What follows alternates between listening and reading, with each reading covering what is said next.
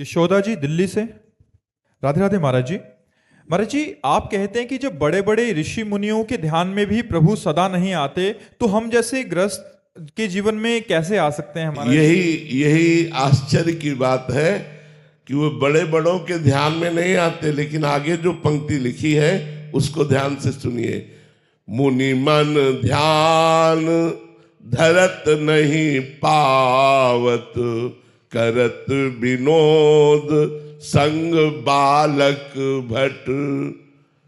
भगवान बड़े बड़े मुनियों के ध्यान में नहीं आते, लेकिन भगवान बालवत स्वभाव, सरल स्वभाव, न मन कुटिलाई, ऐसे को जल्दी मिल जाते हैं।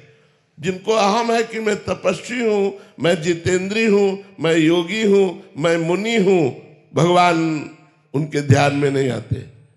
लेकिन जिसको ये भाव है मैं अधम हूं, मैं नीच हूं, मैं किसी योग्य नहीं हूं, और वो भगवान को पुकारे तो भगवान बहुत जल्दी उसको ग्रहण कर लेते हैं। यही दरबार दीन को आदर रीत सदा चली आई। भगवान के दरबार में दैन्यता का प्रवेश है, अहंकार का निषेध है। इसलिए बड़े बड़े मुनियों के भी हृदय में तपस्या का अहंकार होता है। जैसे सबसे बड़े मुनि दुर्वासा जी, और वो महान भक्त अम्बरीश जी को शाप देने के लिए पहुंच गए, कृत्या उत्पन्न कर दी। फिर भगवान के सुदर्शन चक्र ने उनको त्रिभुवन में दौड़ाया। इसलिए भगवान बड़े बड़े मुनियों के ध्यान में नहीं आते, लेकिन हम जैसे अधमों के ध्यान में आ जाएंगे, हम जैसे नीचों के ध्यान में आ जाएंगे। जहां अपने में अधमता और दैन्यता है, वहां भगवान विराजमान हो जाते हैं। देखो, राजसूय यज्ञ हुई, ध्यान से सुनना। राजसूय यज्ञ में एक शंख रखा गया था कि जिस समय यज्ञ की पूर्णता होगी तो शंख अपने आप बज जाएगा।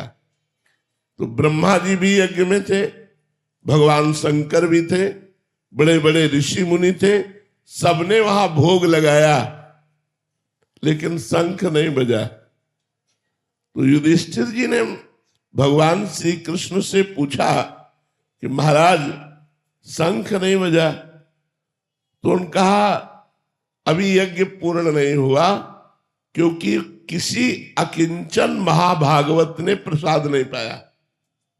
बोले इतने बड़े बड़े सिद्ध ऋषि मुनि आए और उनके प्रसाद पाने से शंख नहीं बजा, और अकिंचन भक्त, तो कौन ऐसा अकिंचन भक्त रह गया जो राजसूय यज्ञ में निमंत्रण नहीं दिया गया? भगवान ने कहा तुम्हारे द्वारे रोज आते हैं वो। बोले प्रभु ऐसा कौन भक्त है जो रोज दरवाजे आता है और मैंने उसका स्वागत नहीं किया? तो बोले आपके यहां झाड़ू लगाने वाला स्वपच वाल्मीकि। बोले प्रभु वो अनन्य भक्त है?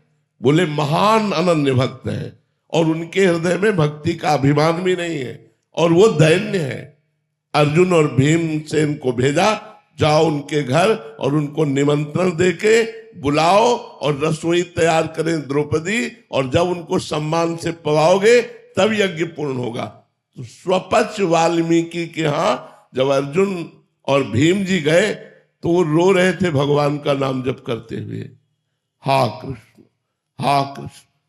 भीमसेन ने देखा कि अरे इनको तो कोई जानता ही नहीं कि ऐसे महान भक्त हैं। ये तो एक हाथ में डलिया, एक हाथ में झाड़ू लिए दोना पत्थर वहां उठाते, लेकिन ऐसे महान भक्त साष्टांग दंडवत। जो ही साष्टांग दंडवत किया, तुम कहा अरे मालिक आप ये क्या कर रहे हो, हम तो आपके नौकर हैं, हम तो आपके द्वारा पोषित है। उन्होंने कहा भगवान श्री कृष्ण ने अब आपका रहस्य खोल दिया है, अब आपको निमंत्रण देने आए हैं। और आपको बोले हम तो रोज जूठन पाते हैं, हमें निमंत्रण की क्या जरूरत? बोले नहीं, भगवान ने कहा है। तब उन्होंने कहा भगवान की तरफ प्रलय कोप से कहा कि मैं छुप करके आपका भजन करना चाहता हूं, लेकिन आप प्रकाशित ही करना चाहते हैं, तो यदि आप प्रकाशित करना चाहते हैं तो मैं छुप कैसे सकता हूं, अवश्य आऊंगा। तो उनको पालकी में बैठाल करके राजसूय यज्ञ में बुलाया गया। द्रौपदी जी ने स्वयं भोजन तैयार किया, और जब वो पाने बैठे तो खीर, सब्जी, दाल, कढ़ी, ये सब एक में मिला लिया, सब मिला लिया। द्रौपदी जी को अच्छा नहीं लगा, पूरी रात अलग अलग व्यंजन बनाती रही। स्वपच वाल्मीकि जी ने पाया, लेकिन शंख नहीं बजा। युधिष्ठिर जी ने कहा, महाराज आप तो कह रहे थे अकिंचन महाभागवत स्वपच जी जब पालेंगे तो शंख बज जाएगा। बोले शंख तो बज जाएगा, लेकिन अपराध हो गया। इनके प्रति किसी ने अपराध कर दिया, इसलिए शंख नहीं बजा। किसने किया? तो द्रौपदी जी ने कहा, मेरे मन में एक बात आई प्रभु, पूरी रात सुंदर सुंदर पकवान बनाती रही, तो अलग अलग तो इन्होंने चखा नहीं, एक में मिला लिया, तो मुझे लगा कोई राजा महाराजा होता तो वो स्वाद जानता, ये क्या जाने स्वाद, इसीलिए एक में मिला लिया, ऐसा मेरे मन में आया।